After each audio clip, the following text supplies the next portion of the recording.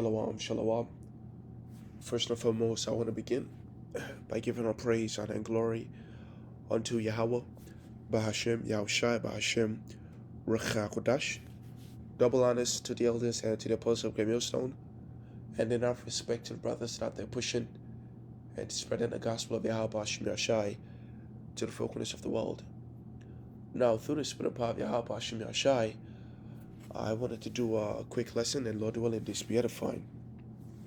So, I have here, an information I got from Google's Gemini AI. It says in the early 1945, the United States air strategy against Japan underwent a radical transformation known as a shift from precision to area bombing. Okay? This change was driven by the failure of previous tactics and resulted in the deadliest air raids in history. So, the initial strategy was a high altitude precision. Under, General Haywood Hansel, the United States attempted daylight, high altitude, which is above 25,000 feet precision strikes on specific industrial targets like aircraft factories. And these raids were largely unsuccessful due to the jet stream, a powerful high altitude wind that blew bombs off target, and frequent cloud cover over Japan. So that initial strategy was taken away, and a revised strategy was put in place, which is low altitude firebombing. When Major General Curtis LeMay took command in January 1945, he discarded precision tactics for nighttime area bombing at low altitudes of 5,000 to 9,000 feet. Instead of aiming for a single building, bombers targeted entire densely populated neighborhoods using incendiary fire bombs, right? That's what it's commonly known as napalm. It says to maximize the impact, LeMay introduced several unorthodox and high-risk measures. Low-level flights. Flying below 10,000 feet allowed bombs to avoid the jet stream and improved radar accuracy. It stripped defenses. LeMay ordered the removal of almost all of defensive machine guns and ammunition from B-29, except the tail gun. This reduced weight and allowed the planes to carry significantly more fire bombs. It was a night operation, which is attacking at night, providing cover from Japanese fighters and anti-aircraft guns, which were less effective in the dark at lower altitudes. And then, so the impact of the Tokyo firebombing, over 300 B-59 dropped roughly 1,500 to 20,000 tons of incendiary, creating a massive firestorm that incinerated about 16 square miles of Tokyo. Right? This is why the scripture talks about how one of his miracles was that he was able to call fire down from heaven, right? In the book of Revelation, the 13th chapter, when the deadly wound of the beast was healed. Let me see.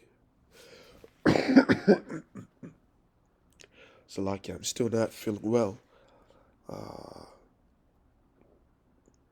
Right. It says he exerciseth all the power of the first beast before him, which is the Roman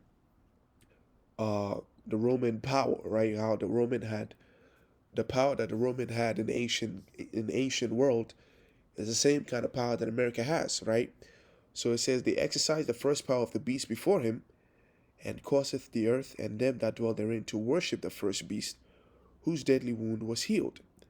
And he doeth great wonders, so that he maketh fire come down from heaven on the earth in the sight of men. Okay?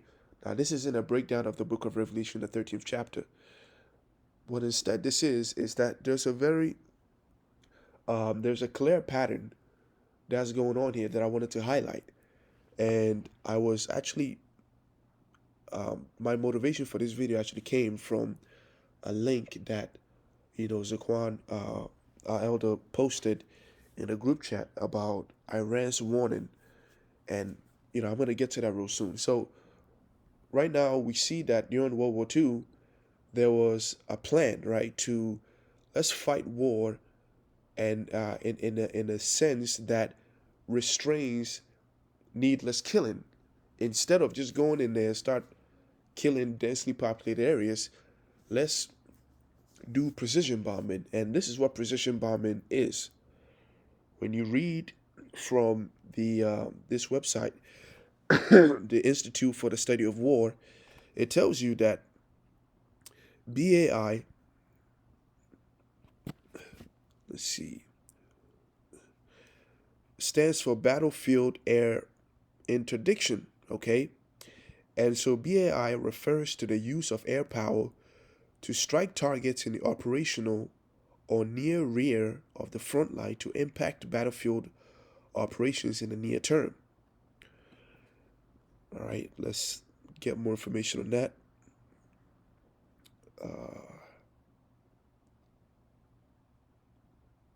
In other words, it says that, you employ BAI not on the front lines on the battlefield, but you try to go behind where the fight actually is, and you go to the enemy's homeland, and that's where you do the bombing. You try to get behind your enemy, and then you destroy the things that supports them. That's what BAI ultimately stands for. But I want to get more information on that, because this site does a very great job of wording it properly.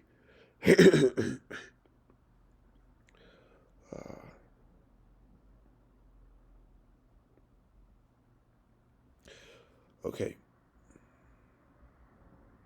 So it says these operations, it talks about BAI, okay?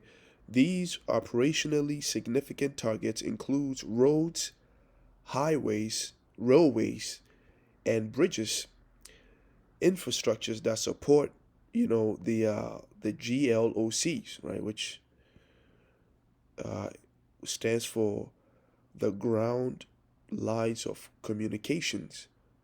All right,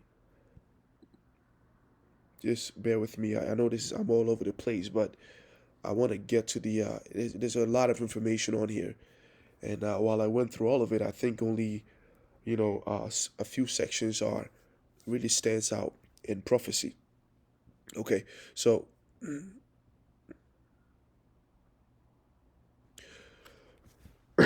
okay, so it says here the Russian strikes campaign against Ukrainian railway infrastructure has three objectives: to destroy Ukrainian logistics in the south, to prevent the movement of goods such as Ukrainian grain to seaport, to disrupt rail traffic, to cut off frontline oblast, and to destroy everything in the Donetsk and Luhansk oblast.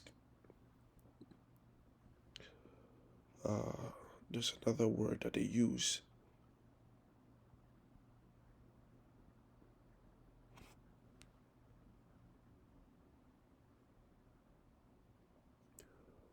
Uh,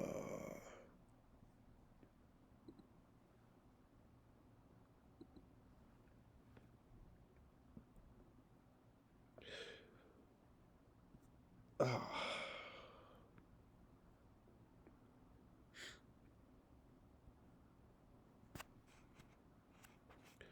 Let me see. It talks about the logistics, but pretty much I don't want to. I had it all, figured out, but it just kind of.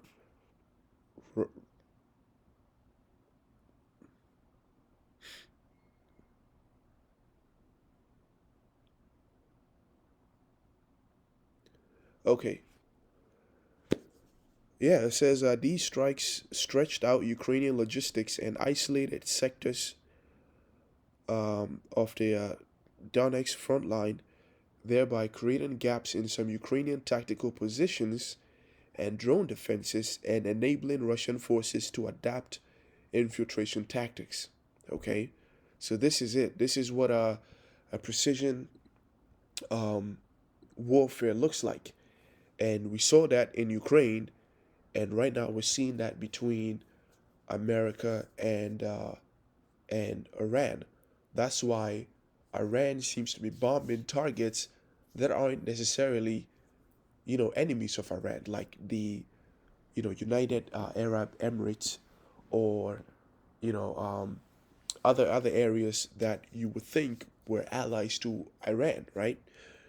And so the reason these things are happening is that they assess the things that fuel the the country's ability to wage war, and they go after that wherever it is. That's where they drop bombs. And the reason I think this is very important is because it says here that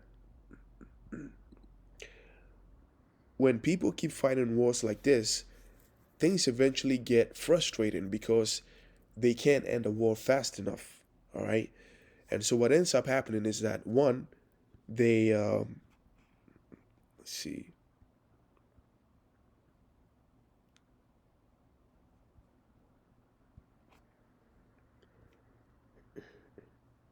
So it says here the toughest problem in warfare often drive military experimentation, adaptation, right? And technological innovation, which is what we saw here, right? We saw the experimentation, flying at low altitudes. We saw the adaptation, changing the approach altogether from precision to just simply killing as many people as you can. And then we saw the innovation of the incendiary bombs, right? They went to these Ivy League colleges and they had these, very intelligent students create these napalm bombs that could burn, for a long period of time, and you couldn't even, put it out. And so we're seeing these things happen, right? So we have the experimentation, the adaptation, the technological innovation. And Ukraine is a defining battlefield shaping the future of warfare, providing a proven ground where the character of war is changing in real time, from drone swarms and electronic warfare to dispersed command structures and hybrid operations. And then it tells you here that the war in Ukraine is transforming the character of war in ways that will affect all future wars. The United States and its allies and partners must understand and internalize the lessons of this war rapidly adapt themselves in order to address the fundamental problems of contemporary warfare that the war in Ukraine is exposing. And that is true, right? Because we see the same things playing out. When Russia attacked Ukraine, what they said to themselves was that, hey, we're doing this because we foresee a greater problem coming from Ukraine joining NATO. So we're going to invade Ukraine, take it over, so that we have a buffer zone from NATO, right? We have a buffer zone between NATO and Russian homeland. And this is what they said. And they went in there and they started a war unprovoked. This is the same thing that America is doing.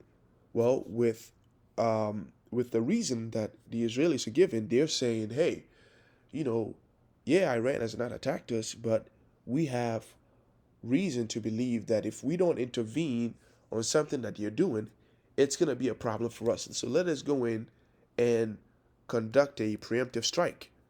And so the same thing is repeating all over again. And the problem is that just as how Russia went in there thinking that they were going to go in there and start a war quick and go out, but in fact got drawn out, got dragged into a war that's taken years, is the same thing that's going to happen to America. And just as how when Russia attacked Ukraine, you know, they were hit hard economically, it's the same thing that's happening to America, or at least the world, when they attacked Iran. And the world is suffering from oil, right?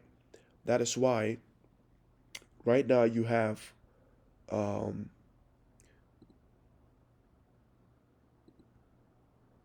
let me see,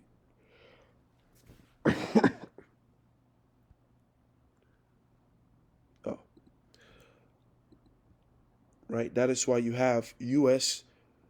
taking down sanctions of Iranian oil that are already at sea. Why? Because the war that they recklessly started has some consequences that they are struggling to cope with. Now let's get back to the strategy of war. During World War II, when they started the strategy and the war was dragging out, they ended up saying, "You know, F this, let's just start killing as many people as we can." And how has this, repeated in the US Iran war? Well, there is the elder shared a post. Let's see.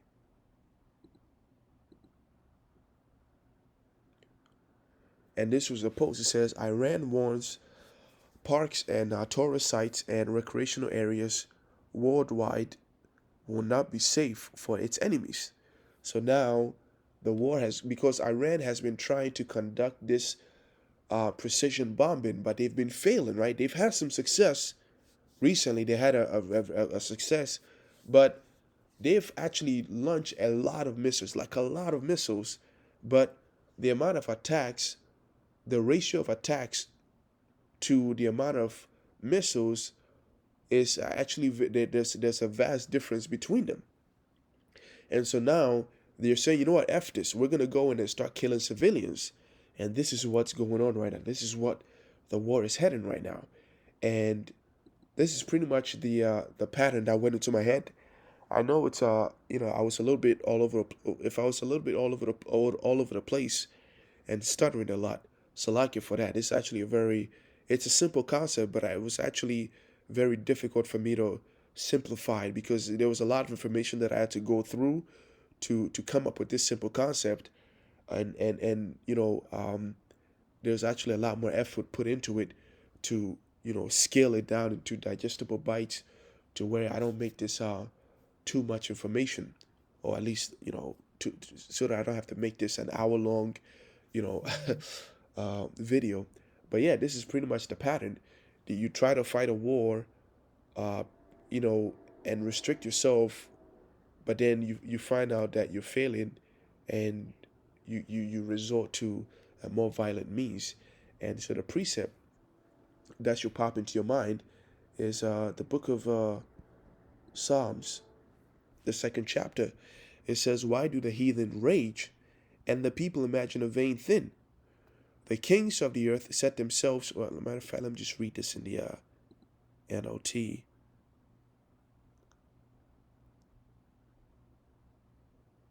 Right, it says, why are the nations so angry? And why do they waste their time with futile plans? The kings of the earth prepare for battle, and the rulers plot together against the Lord Yahweh and against his anointed one. They say, right, verse 3, "Let us break their chains," they cry, "and free ourselves from slavery to God." But the one who rules in heaven laughs. The Lord scoffs at them. Then in anger he rebukes them, terrifying them with his fierce fury. And the reason they can't regress from total annihilation is because the determination of the Lord is to have these people fight against each other, and then in the midst of that battle, Yahushua comes to what? To, wage war on these heathens, and he will prevail, and then he will establish the kingdom of heaven. This is the narrative, right? But when the men of the Lord go out there and we proclaim the will of the Lord, we break down prophecy, there was always a lot of pushback. But now the Lord is, creating he's creating a world, an environment where there is no other possible interpretation as to where the world is leading, right? Other than what's written in the scriptures. So this was it on that. I hope this is edifying. In closing, I want to give all praise and glory unto Yahweh, Bahashem, Yahushai, Bahashem, Rakakodash, Shalom, Yahweh, Bahashem, Yeshai, Brakatham. To all your Akims and Akwafs that are listening in truth and in sincerity, may the blessing of that should be upon the house. And until next time, Shalom.